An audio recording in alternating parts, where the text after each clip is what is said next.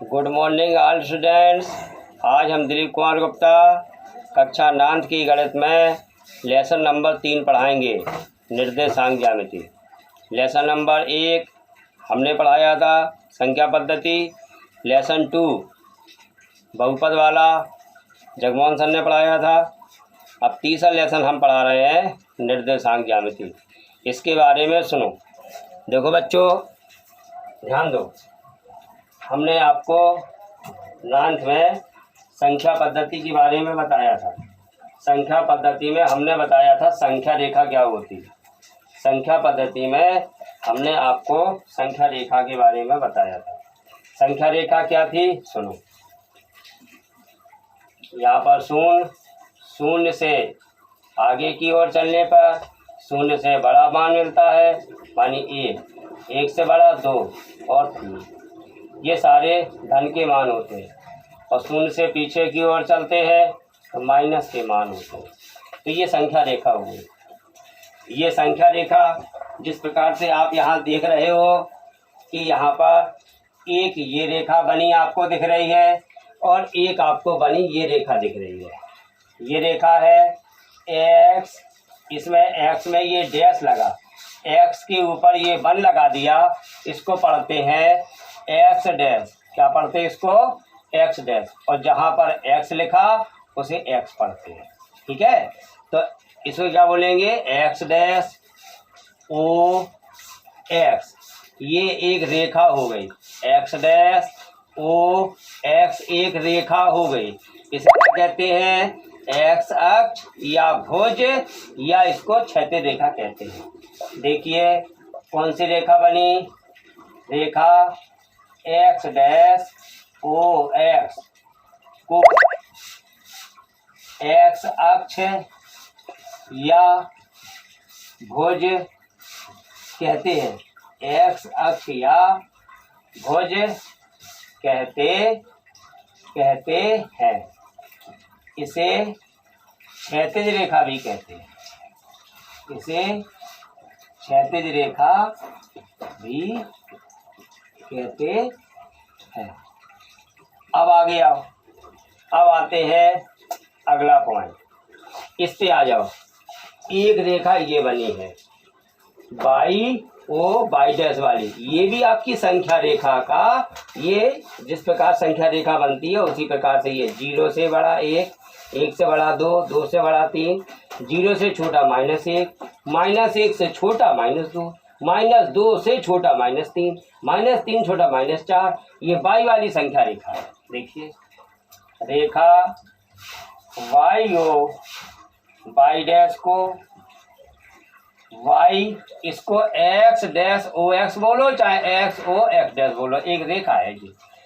Y dash को Y अक्ष या कोटि कहते हैं, या कोटि कहते हैं। इसे ऊर्ध्वाधर रेखा, ऊर्ध्वाधर रेखा भी कहते हैं। अब यहाँ देखो, ये एक्स की ओर चलने पर ये ओ एक्स एक्स की धन दशा है और ओ एक्स डैश एक्स की ऋण दशा है। ऐसे ही इसमें ओ बाई की धन दशा है और ओ बाई डैश बाई की ऋण दशा है। यहाँ पे आ जाओ। ओ एक्स और ओ बाई क्रमशः एक्स अक्ष और वाई अक्ष की धनात्मक दशाएं, धनात्मक दशाएं हैं। इसी प्रकार अब आते हैं ओ एक्स डैश और O Y dash, O X dash और ओ वाई डैश क्रमशः ये एक्स अक्ष की ये वाई अक्ष की, वाई अक्ष की ऋणात्मक दशाएं, ऋणात्मक दशाएं हैं, मानिए ऋण वाली दशाएं हैं, ऋणात्मक दशाएं हैं, ऋणात्मक दशाएं हैं। ठीक है। अब देखो बेटा, ये एक्स अक्ष वाली रेखा और वाई अक्ष वाली रेखा एक दूसरे को जिस बिंदु पर प्रतिच्छेद करती हैं वह मूल बिंदु होता है। ठीक है। आगे देखें, आगे देखें। अब देखिए, अभी हमने आपको बताया था ओ एक्स और ओ वाई, ये धन दिशा वाली एक्स अक्ष और वाई अक्ष वाली दिशाएं हैं। और इसके बाद ओ एक्स डैश और O Y dash, O X dash और ओ वाई डैश वाली रेखाएं एक्स अक्ष और वाई अक्ष वाली ऋणात्मक दिशाएं, ओ एक्स और ओ वाई एक्स अक्ष और वाई अक्ष के लिए धनात्मक दिशाएं हैं, और ओ एक्स डैश और ओ वाई डैश एक्स अक्ष और वाई अक्ष की ऋणात्मक दिशाएं हैं। अब यहाँ देखें, किसी बिंदु का निर्धारण करने के लिए, किसी बिंदु के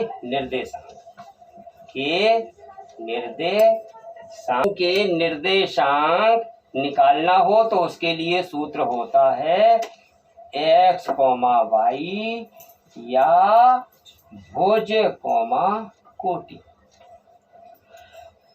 ये बिंदु के लिए सूत्र होता है, किसी भी बिंदु के निर्देशांक हो तो एक्स कॉमा वाई ये होता है। अब यहाँ सुने, अब आया आपका मूल बिंदु। क्या होता है मूल बिंदु, किसे कहते हैं? सुनिए,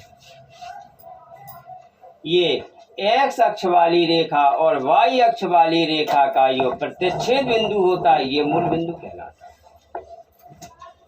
एक्स अक्ष और वाई अक्ष वाली रेखाओं का प्रतिच्छेद बिंदु वाली रेखाओं के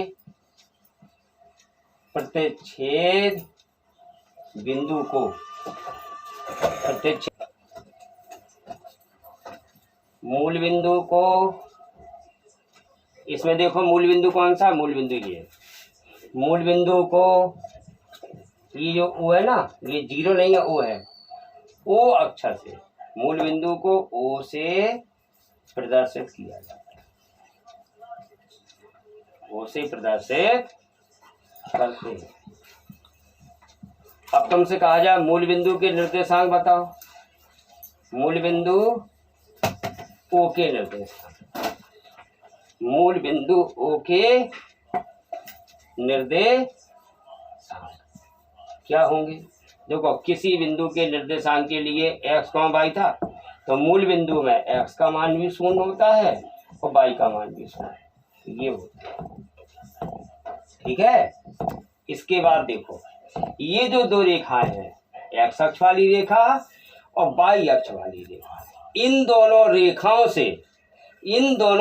से बने तल को क्या कहते हैं? बना तल माने एक तल जो हो गया, ये कहलाता है प्रथम तल, ये द्वितीय तल, तृतीय तल, चतुर्थ तल, प्रथम तल, द्वितीय तल, ये चारों तलों को कहते हैं चतुर्थांश के नाम से जानते हैं। ये दोनों इन दोनों रेखाओं से बने तल को क्या कहते हैं? इन दोनों रेखाओं से बने तल को, इन दोनों रेखाओं, देखिए आगे, ये एक्स अक्ष वाली रेखा और वाई अक्ष वाली रेखा, इन दोनों रेखाओं से बने तल को क्या कहते हैं? एक्स अक्ष और वाई अक्ष से बने तल को चतुर्थांश कहते हैं, चतुर्थांश कहते है। जैसे ये हो गया आपका, ये हो गया प्रथम चतुर्थांश। इसी प्रकार ये हो गया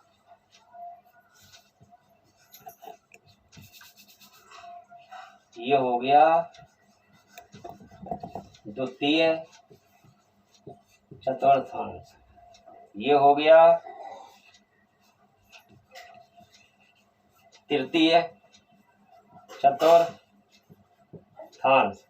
ये हो गया चतुर्थांश।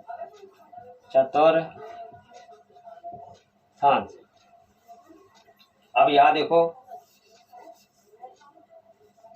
ये हो गया प्रथम चतुर्थांश, द्वितीय चतुर्थांश, तृतीय चतुर्थांश, चतुर्थांश। इस चतुर्थांश को कैसे पहचाने, कोई बिंदु इस चतुर्थांश में है कि नहीं। जैसे यहाँ से हमने, यहाँ से इस साइड जाने पर x का मान धन में मिलता है, ऊपर जाने पर y का मान धन में मिलता है। मान लो यहाँ से हम यहाँ तक गए 2 तक, और यहाँ से y पे 3 तक गए, तो ये इस प्रकार से ये रेखा y के समांतर हो गई, और ये रेखा x के समांतर हो गई। तो ये भी, तो ये x के समांतर, ये y के समांतर, ये फिर पॉइंट आ गया। तो ये जो पॉइंट जैसे P आया है, तो इसके निर्देशांक के लिए क्या होगा, इसमें इस बिंदु के लिए ये जो भुज कोमा कोटि होता है, x का मान रखेंगे धन का 2 और ये रखेंगे धन का 3। तो प्रथम चतुर्थांश में होगा धन कोमा धन। ऐसे इसमें होगा चिन्ह, पहले x का निशान लिखेंगे माइनस का, फिर y का निशान लगाएंगे प्लस का। तो द्वितीय चतुर्थांश में यदि कोई बिंदु चतुर्थांश में होगा तो ऋण कोमा धन होगा। तृतीय में आ जाओ, तृतीय में पहले मूल बिंदु से x का निशान लगाओ, माइनस हो गया, मूल बिंदु से y का निशान लगाओ, माइनस हो गया। तृतीय चतुर्थांश में होगा तो ऋण कोमा धन होगा। चतुर्थांश में होगा तो x का मान धन में, y का मान ऋण में, मानी धन कोमा ऋण होगा। ठीक है। अब यहाँ देखो, यहाँ पर एक बात को ध्यान रखें, x o x डैश और y o y डैश वाली रेखाएं एक दूसरे पर लंब होती हैं। रेखाएं एक दूसरे पर लंब होती हैं, अब यहाँ सुनो बेटा। जैसे x अक्ष के प्रत्येक बिंदु, x अक्ष पर स्थित प्रत्येक बिंदु के लिए, x अक्ष पर स्थित प्रत्येक बिंदु के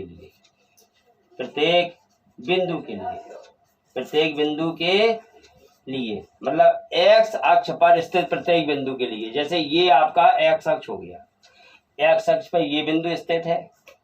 इस बिंदु के निर्देशांक निकालना हो तो कोष्टक में क्या लिखेंगे, x की जगह 1 और y पे चले ही नहीं हम, तो y का मान 0। ऐसे इसके निर्देशांक 2,0, ये इस बिंदु के निर्देशांक 3,0, इसके निर्देशांक 4,0, इसके 5,0। ऐसे इसके निर्देशांक कितने होंगे, ऋण 1,0, इसके निर्देशांक ऋण 2,0, इसके निर्देशांक ऋण 3,0। ऐसे इसके निर्देशांक ऋण 4,0। तो आपने क्या देखा, x अक्ष पर स्थित प्रत्येक बिंदु के लिए क्या शून्य हुआ, y बराबर 0 होता है। इसी प्रकार y अक्ष पे आ जाओ, y अक्ष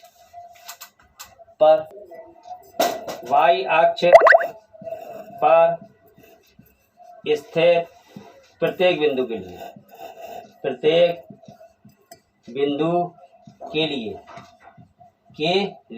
अब y पर स्थित प्रत्येक बिंदु के लिए x बराबर 0 होता है। ठीक है, आगे देखो।